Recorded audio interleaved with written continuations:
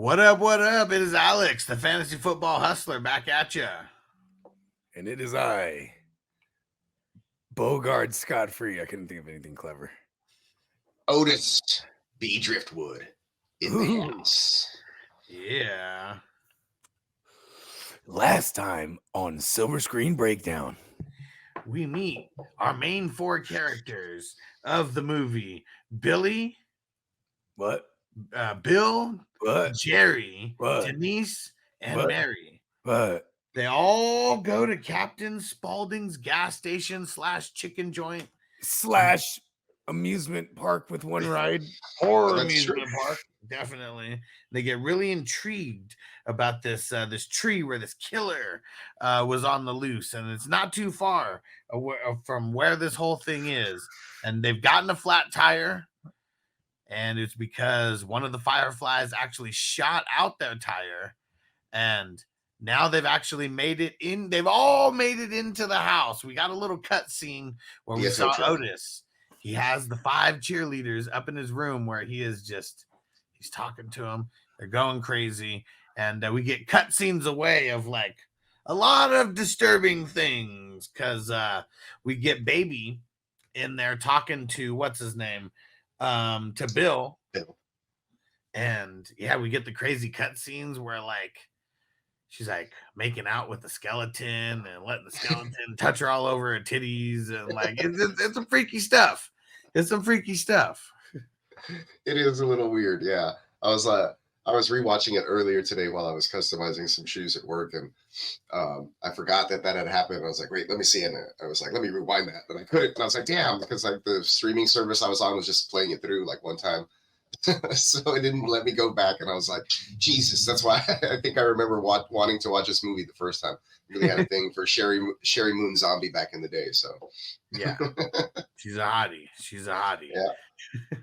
Yeah. She shows her ass crack at some point before that. I think when they're in the house, right, and she's trying to kind of get all up on Bill. And, yeah. That's when she kind of lets him know, that she's interested in something, but I think she's just leading him on to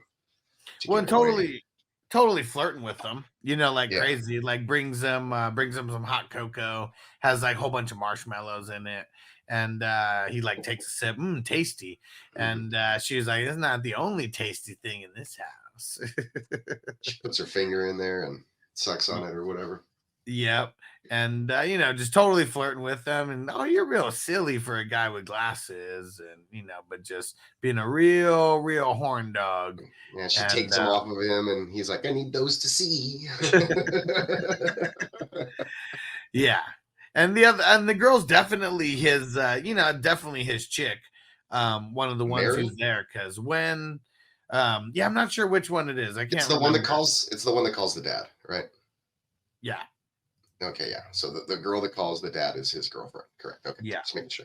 Yeah, and because when they all come in there, they're waiting for the tire to get patched or whatever, and they're talking. You got Mama Firefly coming in, and man, it's a real creepy, trippy like scene. All they want to do is get their tire patched, and meet all types of crazy people, all types of crazy shit going on. There's no phone in this house because she wanted to call her dad. No phone. Yeah, she asks, and Mama Firefly, the actress, I forget her name in real life, but she was a scream queen in her own right in several films, I think in the 70s. So Rob Zombie kind of tapped into that and recalled that and kind of gave her a cameo in these films, which is pretty cool to see. Karen Black. Karen Black. Yeah, see, even that name sounds like a horror film actress. Yeah. Hell yeah.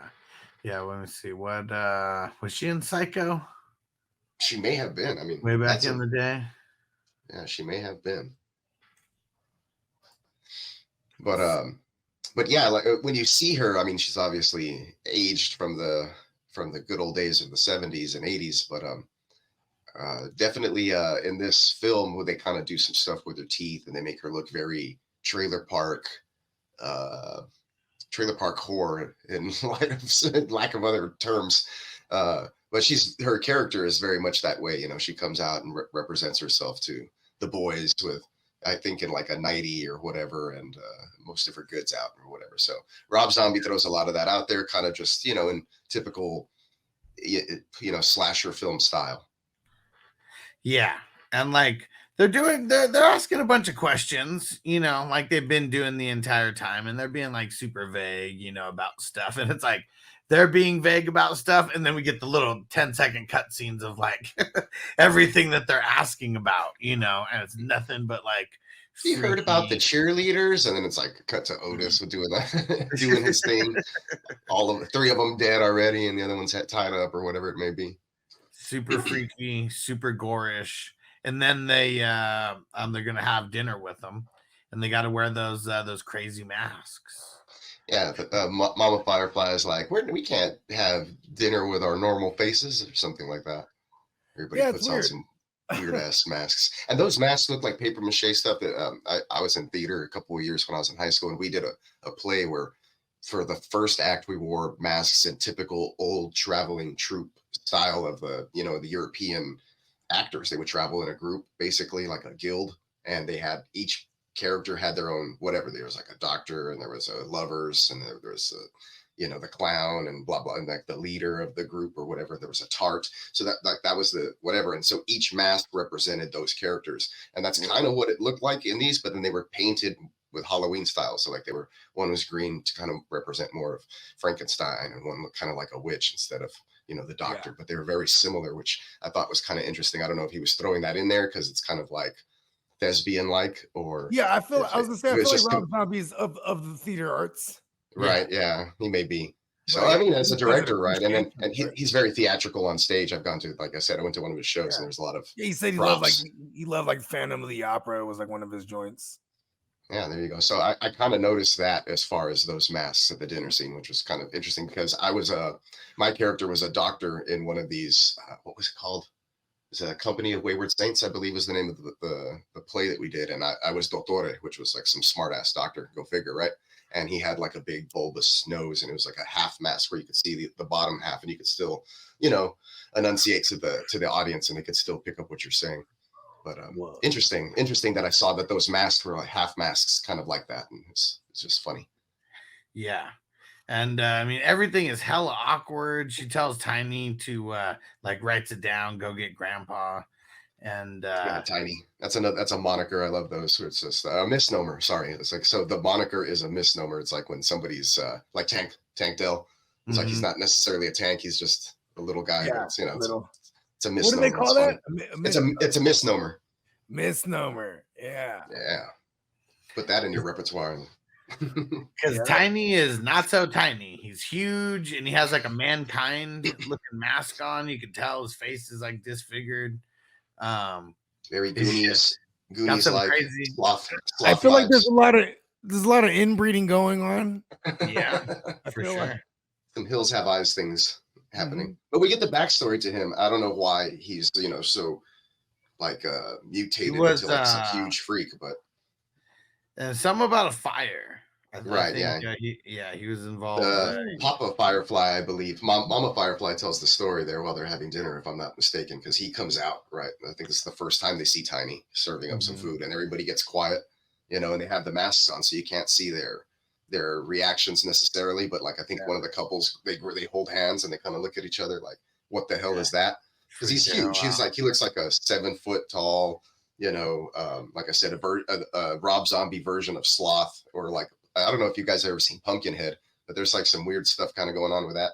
Anyway, so he's creeping them out, and they're all freaking out when he comes out.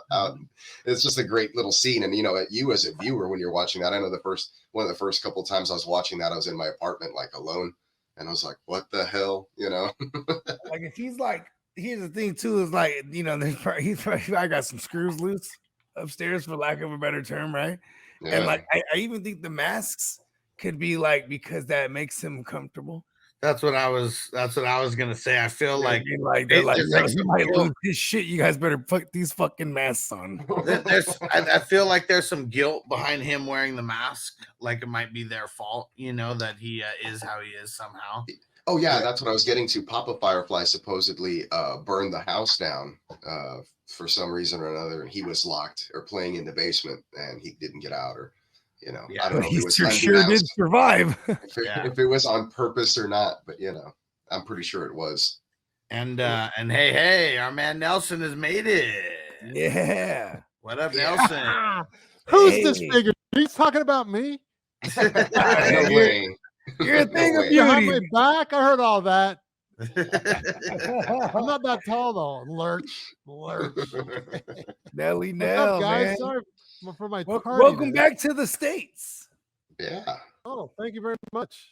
Yeah, good to be back. I'm the United States ambassador. I don't know. I don't know if you're aware of that. Welcome back. Yeah, welcome back. Thank you, boys, men, Yeah. Boys to men. men of many degrees. Just to bring you up to speed. Oh yeah, You this know, was the a lovely Fireflies flick. they didn't caught themselves a pair of co-eds here. And yeah. In it's addition going to the down. 5 cheerleaders that they already had. They're at the awkward dinner wearing the masks right now. Yeah. Oh yeah, It was fun. Yeah, that guy. I wonder who played that giant dude. That's a good. Like you know, these characters was like a out of a Fellini film. Have you heard of Fellini, that director? No, but I would imagine like everything's exaggerated. Well, Fellini, like he would cast people like real people that look like the characters, pretty much. So his name's Matthew McGrory, and he stands 7'6". Yep. 7'6". It's He huge. didn't look that tall, but that's tall. Yeah, But this he's, guy's gigantic. He was an odd-looking dude, but He also was odd hunched looking. over everywhere, like just a big old hunch, like every time you saw him. You know, I mean, would you want to be that tall, Alex? What up, Serge? No way. That's too freakishly tall. This guy's huge. Yeah, the casting was phenomenal in this film. If they even cast it, I think they just picked people that looked the part. That'd be cool if I had like the ability to like grow that tall and on like kind of like a Hulk scenario. This guy was the giant in Big Fish. Oh, word. Yeah. Is that the movie that was? Is that the movie that was based on? He passed away in 2005. Dang it. I mean, That's right after the movie was died done. of That's gigantism. 2 years after. Look at Serge. He said, "Oh snap, Peacock in the house. Vatos locos forever." Yeah. What giantism you said? Yeah, gigantism. Gigantic. Well, Nelson, I that, want a little bit of your thoughts on. I know we're already in Act 2, but I want a little bit of your thoughts on just like the beginning. You know, pretty much everything that happened before they actually showed up at that house. You know what? Tell you what, I didn't know if this was like a comedy or what. I couldn't even tell if it was like a horror film or like a comedy, because it was kind of bizarre in the beginning. Yeah. And then you have like, you know, and then it looked kind of scary because you had someone in the bushes hiding from the POV of the camera, right? That's always spooky. You don't know who it is. And, Right. They're like, go wait in those bushes. And that guy, you know, he was asking a lot of questions, annoyingly so. He deserves to get killed. Yeah, you just gotta kill him. Sometimes you just get if someone who deserves to get killed, you just gotta kill him. Way too many so questions. I was like the first act, let's say, I was like trying to figure out what's going on. I don't know. I've heard of Rob Zombie, but I don't know his flavor of the month or like how he shoots his films, but I found out soon enough. Yeah. And it's you know, the opposite of Hollywood endings. And I get tired of Hollywood endings, so it's refreshing, but I'm thinking, this anybody live? Yeah. Those ones for sure. Okay, so yeah, he likes to do stuff like that. So it was a nice, comfortable take where it's like, oh, they're on the road. You know, films like watch people on the road is always comforting, right? You know, they stop at a gas station that's unassuming, a little redneck, I guess, no hillbilly-ish. And then I thought those guys were kind of weird. Yeah. You know, then you get to the house. It was even crazier. But Otis is that good? Am I up to speed now or what? Yeah, pretty much. Yeah, we get it where, I mean, they're at the dinner. You see Tiny now. And then Otis comes down from upstairs. And oh, man, I mean, I don't even know what is in this jar. Like, I mean, it's like a fetus or something. I don't know. It's a baby. Right? It's like a fetus. It's like in some sort of liquid. A woman's uterus, maybe? I don't know. It's a fetus that didn't live the birth, I guess. Yeah, maybe he pulled it out of one of the cheerleaders or something. I assumed it was the old woman's. Oh, Like maybe. the mother. She just lost a child. It might have been Tiny's brother. Oh, Mama Firefly. Huh? Gross. Yeah. A lot of incest going on. I'll tell you that much. She had them teeth. Her teeth were messed up. Yeah. Mm-hmm. They did that to Captain Spaulding's teeth really good too. Like dirty them up real nice. Mm-hmm. It gets crazier Yeah, and crazier. Like the farther that it goes in, because next it's showtime. Yeah. Like now we get to watch. I mean, the grandpa's like ridiculous when he's doing his stand-up comedy act. Just cussing a bunch of stupid stuff. I don't know what he says. It's just they all end with something fucking in the pussy or something like that. Yeah. Like, That's pretty good, man. That's almost too good, Alex. You watched this like 20 times. That was spot on. I give that a 10 out of 10. That was like right on. That's exactly how he was doing it. He's fucking ridiculous, man. I mean, it's just a creepy ass old man. And it's funny, he has the big old chops, like the sideburns, just like big. I'm just gonna do that when I shave. I'm gonna shave all this in the front and just leave the big sideburns. Hella long, like man. Hella long. Yeah, that was bizarre, man.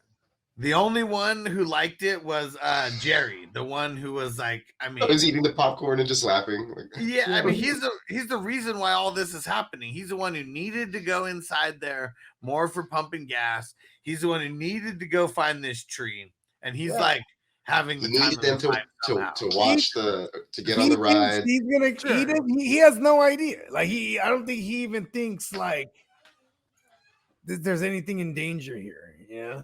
Well, remember, we kind of skipped over this because it was like a real quick thing, but it was when they were talking to Mama Firefly, and he was like, yeah, I think we're going to go to a hoedown next. And she was like, oh, that sounds like fun. And then the girl was like, oh, no, he's not really going to go to a hoedown. And she's like, oh, you just making fun of us? You think you're better than us? No, yeah. There's no way out, right? No way. No matter what you say, you're offending them. For sure. And that's one thing that I get from like all of them is like they hate city folk, like because they all think that they're better than them because they're just a bunch of inbred rednecks. And yeah, it's like that's like one of the chips on like all of their shoulders throughout this whole thing. Yeah, I wonder if they would have gotten out just if they had just left Captain Spaulding's, if nothing would have happened. I'm pretty sure, right? It would have just been like, all right, we're going to drive away. Well, I feel like where they went, they had to go down, like there's multiple roads. It's not like there was only one road and they were going that way. Because you had to draw the map where you had to go this way, that way, and then you're like over there. I feel like, let's say they took a right turn to start this whole thing.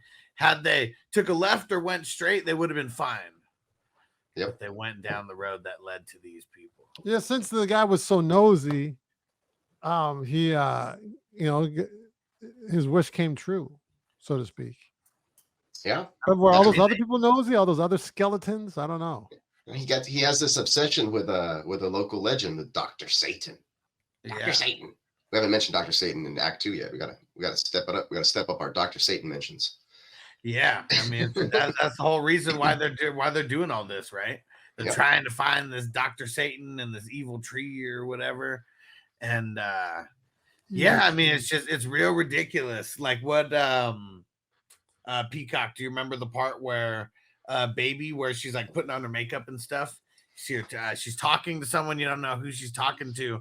Then it pans and she's talking to the cheerleader, all tied up, and there's one alive and one dead.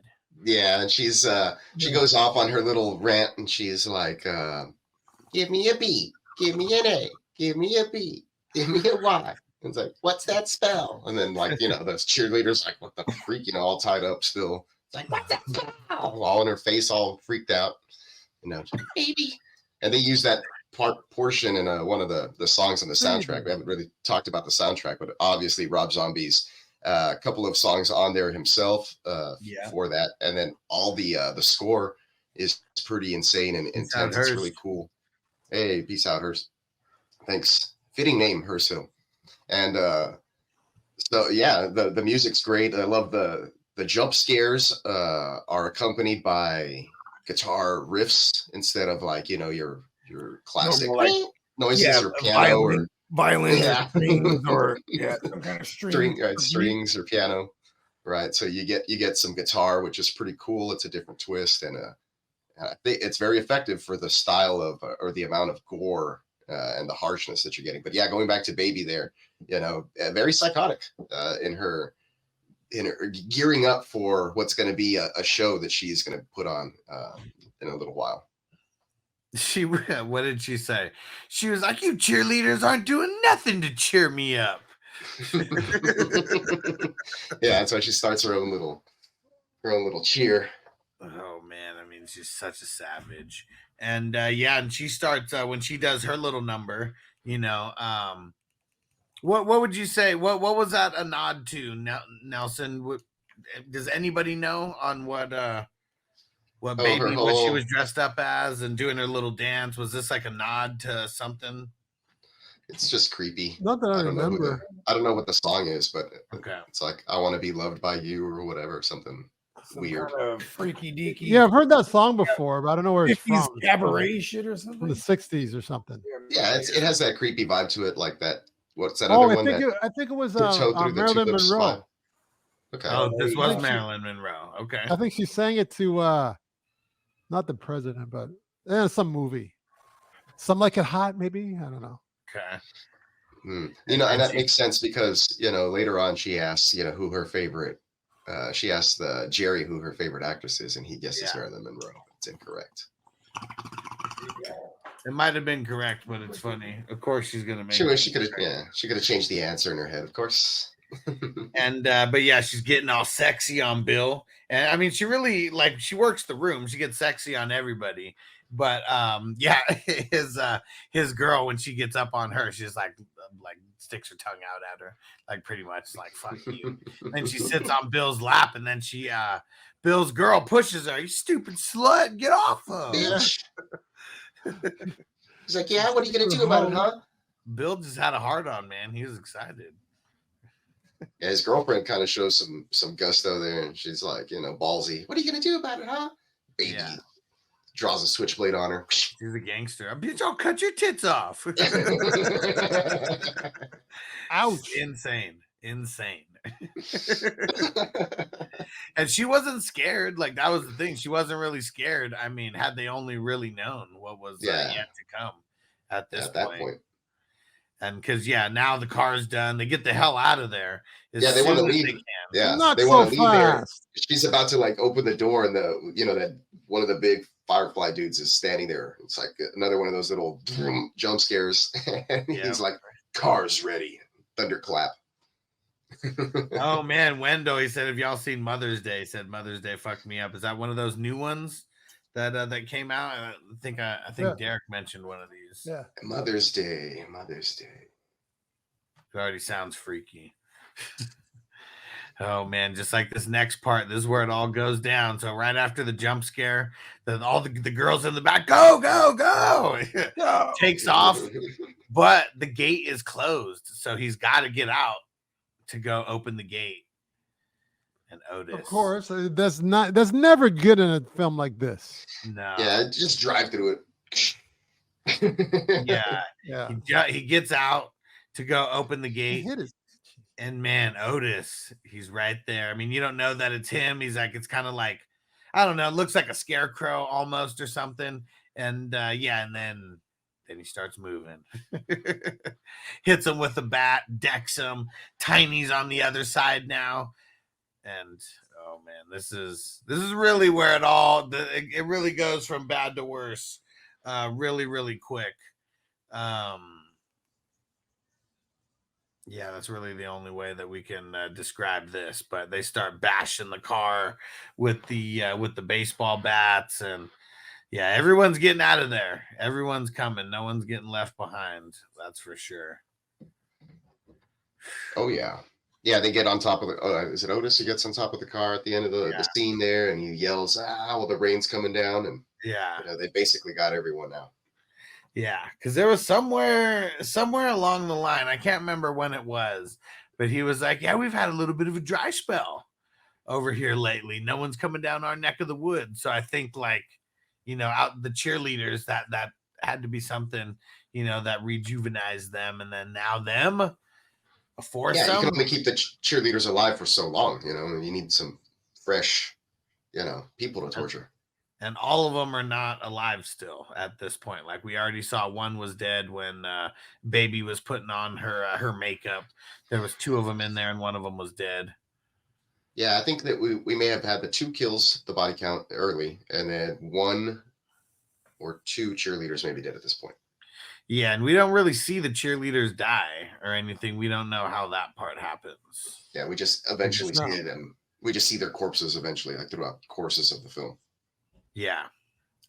Now, I mean, the thing that was different about, because the farther that we go, it's like, man, you start seeing more things unveiled within the house, and it's like, man, how fucking long have these people been doing this shit? And like, this is the first time where somebody, like, you know, made a call or something when they were around there or whatever. And we get the dad.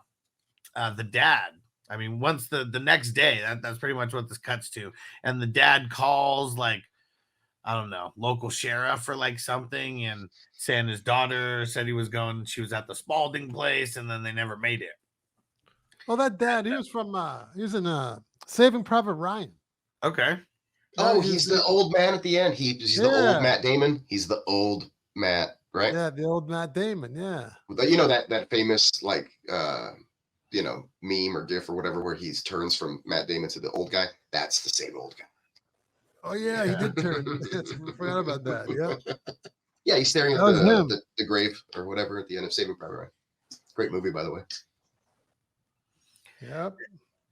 And then, man, we get a real crazy scene here with Otis. So they put the girl in just in the corner in one of the rooms. She's wearing like a dunce hat, and she's tied up, she's gagged. She's just screaming, making noise, and Otis comes in, starts, man, just going off on her. And he was like, I'm in there working right now. You ever worked? And he was like, oh, you probably scooped ice creams for your friends on summer break or something. And like, just well, like, this ain't no Mickey Mouse with one side and Donald Duck on the other, Missy, or I don't know what he tells her. You got to get some of his lines. He's got some epic dialogue. Yeah, for sure. He goes off, and he is great, and it's in his own kind of, you know, he's obviously in his own psychotic world where he's talking about killing. But like I was mentioning earlier, I think in Act 1, it's kind of like he's an artiste, you know, in what he's doing or what he's trying to do with the torture techniques, and I think some of the body parts that he saves as well. We'll get into later. And this one specifically, Nelson, where he's going off on this chick. You think any of that's ad-libbed? I have to watch it again, which I can, like, to pull it up. Did you have it on YouTube? So. I watched it on Tubi. Yeah, I saw it on Pluto or something. Yeah, it was on Pluto. Tubi. Is that seen on YouTube, you think?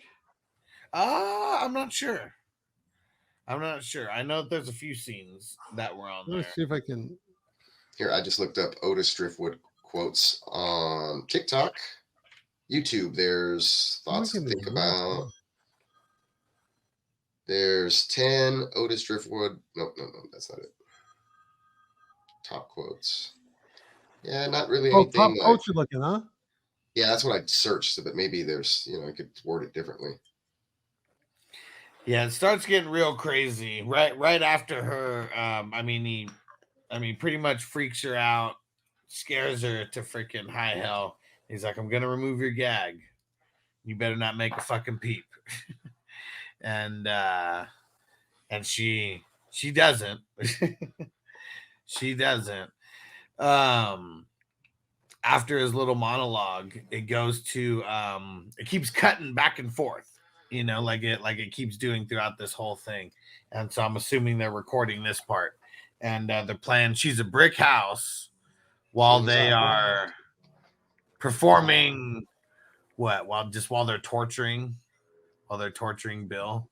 Well, they're cutting him up and doing things and taxidermying him or whatever it may be. Yeah. She's a brick house. Yeah, fucking soundtrack is golden in this movie. That's for sure. Well, how can I find this one scene? It comes up. There's different scenes that are coming up. Yeah, it's all right. And mainly, I mean, you've heard a lot. I mean, a lot of his stuff goes on similar lines of this, anyways. So really, any of his stuff, I was just wondering if he thought he ad-libbed any of it, because he says a lot of off the wall shit. That's for sure. Yeah, it's good stuff. Holy Miss Moly. He does a lot. They do a lot of like, Southern inside, joke type of deals with his dialogue. So they're supposed to be like redneck. I guess he tapped into a lot of that stuff. They're like, Rob Zombie's that breakthrough album he had once he moved on from White Zombie into that solo career doing Rob Zombie. It was called Hillbilly Deluxe. So it was a lot of play on like Southern rock, but also like hillbilly, but he called it hellbilly style, which was, a lot of corpses and zombies and Draculas and the undead or whatever was the content of the music. But it was like rockabilly meets that, plus, the heavy metal with White Zombie that he had before. So there's a big mix of all these things that he liked. Rob Zombie's an interesting character. My bad, I had to change the diaper. Baby's diaper, not mine. You're in the Depends already? Mine's still clean. So now we get the two I don't know, sheriff and deputy, whatever the hell their titles are, the two lawmen driving over to Spaulding's spot, and it's funny, they're dinging the bell. He's like, "You little shits keep dinging that bell, I'm gonna fuck you up," or like something like that. And then it comes out, and it's the cops. And his shirt, it says "Pigs is beautiful." And it's like some gangster, I don't know, looking like crazy vampire pig or something. I don't even know what the hell it is. But yeah, it's funny. I guess we kind of skipped over the part because it's really so quick where there's like, how come we bringing up so much stuff about this Dr. Satan? Where'd you find this out? Dr. Spaulding, Captain Spaulding's like, "Oh man, that crazy son of a bitch." Like, so yeah, we have no idea if there's any connection or anything, but we know from at least what Otis says, he sounds like some crazy old clown. And yeah, he looks like a crazy old clown when he's talking to these cops. He's not giving up any information. He did give them the same directions that he gave the other peeps, because they go start following. They ain't tripping off long, and everybody can get it. Yeah. There's some back and forth banter with him and the deputy, and he's giving them lip, and they're kind of poking at each other for a bit, and then he reluctantly gives him the information. He's like, "I don't know, she's not." Then he shows him the picture. He's like, "What about her? Have you seen this girl or whatever?" He's like, "I don't know, like, she's not my type. I like him with a little more meat on the bone." And he's like, he starts snorting, laughing, and he's like, "A little more cushion for the pushing," and he starts, keeps going all gross. His makeup's like half on, his teeth are all like, looks like he's been brushed in like 2 months. His chicken probably still in there. I was gonna say like 20 years, maybe. With his southernness, and he looks real greasy, real dirty, and he's like, "Not my time." Whatever he's doing, good stuff. Real gross stuff. And he gives up the info, and it doesn't matter because he knows why he's giving it up and what's going to happen. And they go out there, and yeah, I feel like this might be a good part to maybe wrap it up for act number 2, because this is where everything just kind of like it seems like we're already in full throttle right now, and seems like it can't get any crazier. But in act 3, it's a whole lot crazier. I was gonna say, wow, we're really gonna hit it in act 3 because there's a whole bunch of stuff that happens right now. And you see the extent of their hillbilly-ish craziness. Yeah. Hell yeah. So if you guys have not subscribed to the audio version of the podcast, go subscribe. Silver Screen Breakdowns, and you can subscribe on Apple, on Spotify. Leave us a 5-star review. We'll read it out on one of the shows here. And subscribe to the YouTube channel as well, Silver Screen Breakdowns. And Nelly Nell, remind them where to find you at. You can find me, Nelson Tynes, on YouTube. I got my demo reels, some other acting stuff, no montages and former commercials I've done. I'll post some music coming up soon on YouTube, but sometime with Bogey too. We'll see if we collaborate. We will. Yeah. It's a matter of when. And then Instagram, Nelson Tynes _ Find me on there. Please follow me. I'll follow you back. And you'll see there, my music and working out too. Some of my workouts. Yeah. Some little things. That's me. Peacock, remind them where to find you at and everything you got going on. Yeah, you can find me and my artwork and everything else that I do at neonpeacockmerch.com. You can also find a lot of the other stuff I collaborate with the one and only Bogard Scott-Free, doing a lot of his single album work. And it's out there on my Instagram. And you can just search Miles Peacock 24, and you can find a lot of my artwork on there as well. Yeah. Yeah, just, so you can find me at the GMM Network on everything, and search Bogard Scott-Free on all streaming platforms, wherever you consume your music at. Checking me out, Bogard Scott-Free. We dropping new music all the time. Universe, give me money. And definitely tune in for the 3rd installment of the Silver Screen Breakdown, Part 3. Countdown coming up by Bogey. Will anyone survive? Will anyone survive? You can't even say heroes. Will the suckers survive? They're all still alive at this point, right? Tune in next time. We'll see you on the other side.